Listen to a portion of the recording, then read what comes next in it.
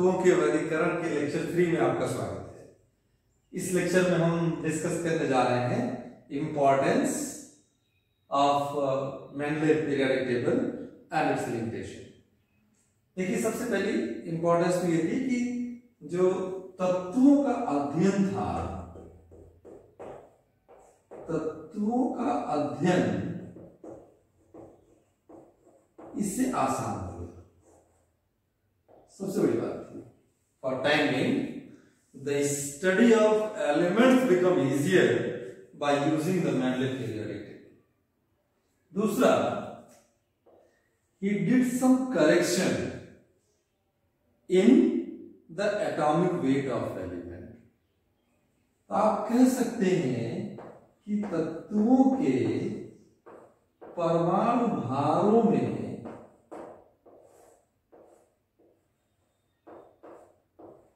परिवर्तन भी उन्होंने किया और वो कुछ हद तक सही भी किया। जैसे बेरिलियम एक तत्व है, 1869 से पहले, यानी मेंडलेव के पीरियोडिक टेबल के आने के पहले तक के इसके परमाणु भार को 13 माना गया, क्योंकि टेक्नोलॉजी उतनी अच्छी तो थी नहीं कि परमाणु भार सही से ज्ञात हो सके, तो एक माना होता कि 13 हो। लेकिन जब इन्होंने पीरियोडिक टेबल बनाया तो देखा कि इसकी जो विशेषता थी वो मैग्नीशियम से मिल रही थी। तो कहा ये हो सकता है कि लिथियम और बोरान दोनों के बीच का तत्व हो। अब लिथियम का परमाणु भार 7 और बोरान का परमाणु भार 11 है। इन दोनों के बीच में ही बेरिलियम को रखना था और उन्होंने बेरिलियम का जो परमाणु भार निकाला वो 9.4। और जब मास स्पेक्ट्रोस्कोपी से देखा गया तो वास्तव में इसका परमाणु भार 9.4 है। तो परमाणु भारों में इन्होंने परिवर्तन किया। ये दो अच्छे इंपॉर्टेंस हुए। तीसरा जो महत्व था,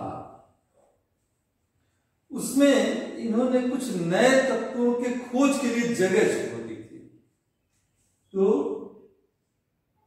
देयर वर सम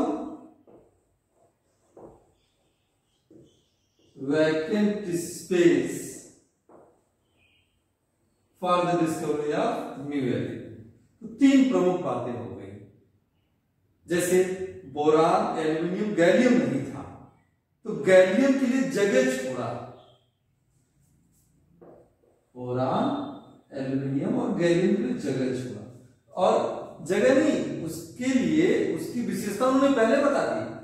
उन्होंने कहा जो भी एलिमेंट खोजा जाएगा वो एल्यूमिनियम के नीचे आएगा। और क्या कहा उसके लिए? इका एल्यूमिनियम, एल्यूमिनियम के बाद का तत्व।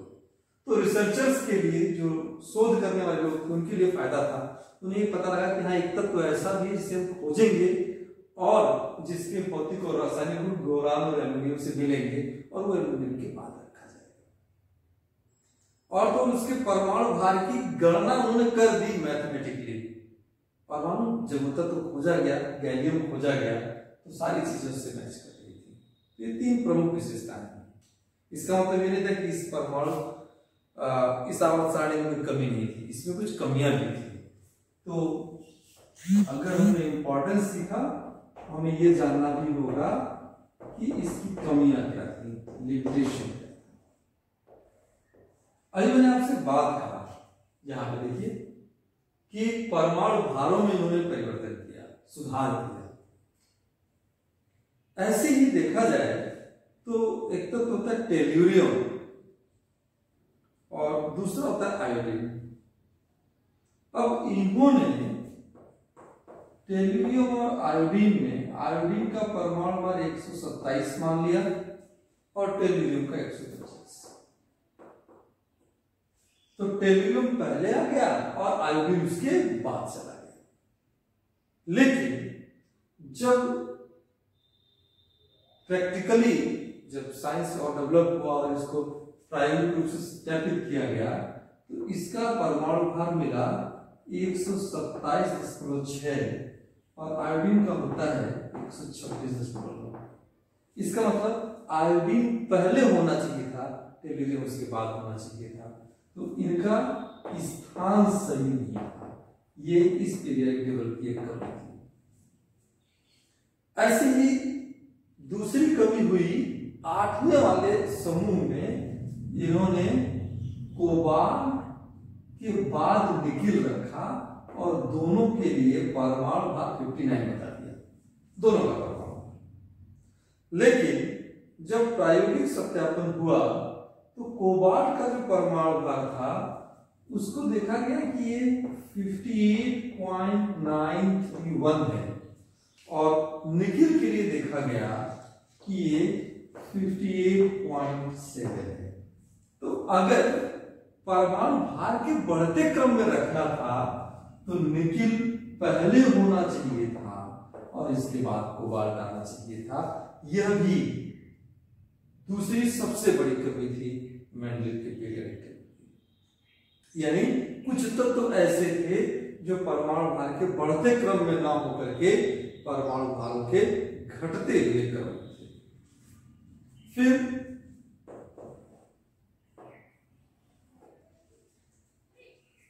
कुछ तत्वों के लिए तो स्थान था, लेकिन कुछ तत्वों के लिए कोई स्थान नहीं था, जिसमें से सबसे बड़ी समस्या क्या थी? अक्रिय गैसें, इनर्ट गैस। इनके लिए किसी स्थान को उन्होंने छोड़ा नहीं। ये कहां हो, कैसे होंगे, कोई पता नहीं। और चौथी सबसे बड़ी समस्या क्या हुई? एक वैज्ञानिक थे जिनका नाम है सोडी। इन्होंने समस्थानिकों की खोज कर ली। समस्थानिक जिनका परमाणु क्रमांक समान हो और परमाणु भार भिन्न भिन्न होता है। जैसे हाइड्रोजन है तो उसके 3 समस्थानिक हैं, 1H1, 1H2 and 1H3। Protium, deuterium and tritium. इसी तरह आयरन के 10 समस्थानिक। अब पता चला पूरी पीरियडिक टेबल में एक ही तत्व दिख रहा है, तो ये पीरियडिक टेबल वहां पे फेल्योर हो गया। क्यों? क्योंकि इसमें समस्थानिकों के बारे में कोई व्याख्या नहीं थी कि उन्हें कहां रखा जा सकता है। अब इस कमी को दूर करने के लिए आया आधुनिक आवर्त मॉडर्न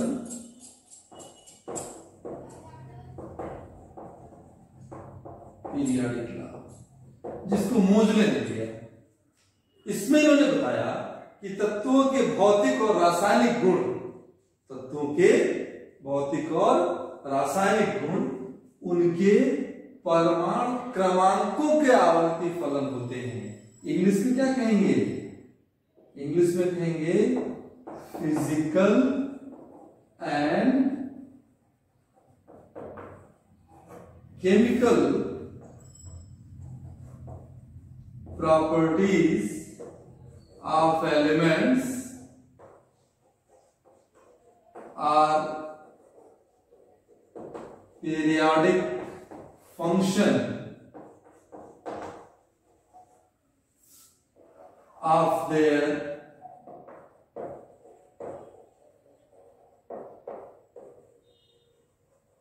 atomic।